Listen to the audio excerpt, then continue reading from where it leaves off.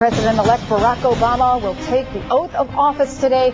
Over 2 million people, possibly 3 million, are expected in Washington to watch the president-elect give his inaugural speech and then the parade to the White House. The president-elect is expected to focus on two themes in his inaugural speech: restoring public confidence and personal responsibility. 2nd District Congressman Joe Courtney now joins us by phone. Congressman, good morning. I want to ask you first, what is it like down there just with all the people? What have you seen?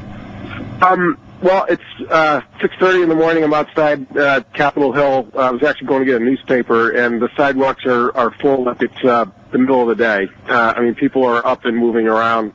A lot of traffic with buses already pulling in. Over the last couple of days since my family and I have been down here, it's just been amazing just to see this place transformed with just a migration of people all over the country coming here. And the atmosphere is just so positive. I just can't describe it to you. I mean, complete strangers talking to each other and sharing, where they're from and what they're feeling. It's very encouraging, very inspiring. Congressman Courtney, we are looking at live pictures now of the Capitol in Washington, D.C. Is this your first inauguration that you've attended? It sure is, and I'm so grateful to the people in my district to have the opportunity to participate in this, and I've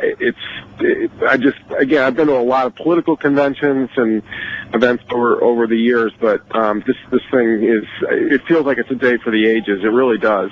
Can you talk a little bit about Barack Obama today and the weight of history on his shoulders? And he certainly faces just a mountain of challenges when he gets into office. Do you think that he is now realizing the weight of that? Can you speak to that a little bit? This event is just so significant on so many different levels. As you point out, I mean, there's a historic level to this, which is, as I said, it's kind of a day for the ages. I mean, just a moment in American history with an African American being sworn in, in a building that slaves constructed, and that obviously is something historians will write about for a long, long time.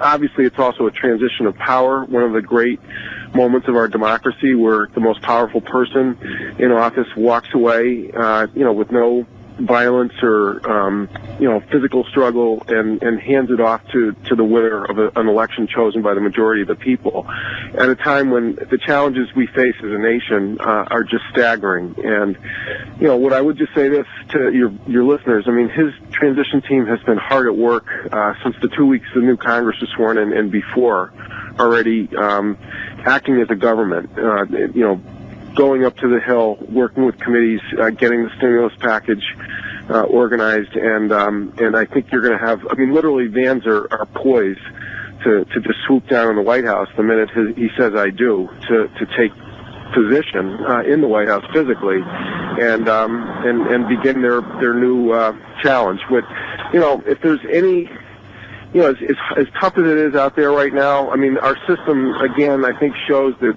the possibility of renewal is there with this extraordinary person and the great team that he's put together. All right, Congressman Joe Courtney, enjoy the festivities today. We'll be watching. Thanks very much for joining us by phone this morning. Thanks, Eric. Thanks, Eileen. All right, Bye-bye. thank you so much for joining us. Just an incredible day.